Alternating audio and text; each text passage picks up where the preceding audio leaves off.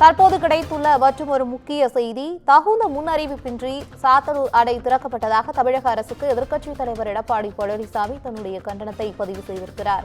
அணையில் இருந்து வினாடிக்கு 1.68 லட்சம் கன அடி நீரை திறந்து மக்களை திமுக அரசு கடும் அவதிக்கு உள்ளாக்கியுள்ளது என்றும், முன்னெச்சரிக்கை நடவடிக்கை தயார் என்று அரசு விளம்பரம் செய்ததை நம்பிய லட்சக்கணக்கான மக்கள் தற்போது பாதிக்கப்பட்டுள்ளனர் என்றும் எதிர்க்கட்சித் தலைவர் எடப்பாடி பழனிசாமி தன்னுடைய கண்டனத்தை பதிவு செய்திருக்கிறார்.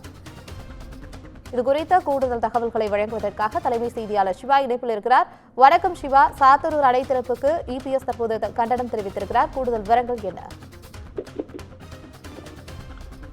பவித்ரா, தகுந்த முன்னறிவிப்பு இன்றி சாத்தனூர் அணையிலிருந்து வினாடிக்கு 1,68,000 கன அடி தண்ணீரை திறந்துவிட்டு கள்ளக்குறிச்சி, விழுப்புரம் மற்றும் கடலூர் மாவட்ட மக்களை கடும் துயரத்திற்கு உள்ளாக்கியிருக்கக்கூடிய தமிழக அரசுக்கு கண்டனம் என்று அதிமுக பொதுச் செயலாளர் எடப்பாடி பழனிசாமி தற்போது தெரிவித்திருக்கிறார். இது தொடர்பாக அவர் வெளியிட்டிருக்கக்கூடிய இந்த அறிக்கையில, தமிழகத்தின் பல்வேறு மாவட்டங்களில் கடந்த ஒரு வார காலமாகவே பருவமழை மற்றும் பெஞ்சல் புயலினுடைய தாக்கம் என்பது மிகப்பெரிய அளவிலான ஒரு பாதிப்பை பல்வேறு மாவட்டங்களுக்கு தந்திருக்கிறது. இந்த நிலையில்தான் தமிழக அரசு முன்னறிவிப்பு ஏதுமின்றி சாத்தனூர் அணையிலிருந்து தண்ணீர் திறந்து விட்டதன் மூலமாக விழுப்புரம், கடலூர், கள்ளக்குறிச்சி ஆகிய மாவட்டங்கள் தற்போது பாதிக்கப்பட்டிருக்கின்றன என்பதனை அவர் குறிப்பிட்டிருக்கிறார்.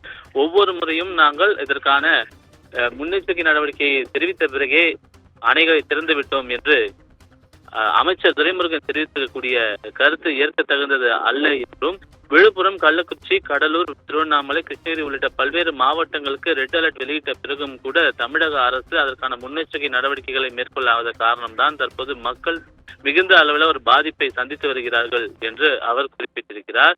இனியாவது மக்களை ஏமாற்றாமல் இந்திய வானிலை ஆய்வு மையம் அவ்வப்போது வெளியிடக்கூடிய அறிவிப்புப்படி முன்னெச்சரிக்கை நடவடிக்கைகளை எடுத்து முன்னறிவிப்புகள் கொடுத்த பிறகு இது போன்ற அணைகளை திறந்து விட்டிருந்தால் மக்கள் இன்னலுக்கு ஆளாயிருக்க மாட்டார்கள் என்று குறிப்பிட்டிருக்கிறார்.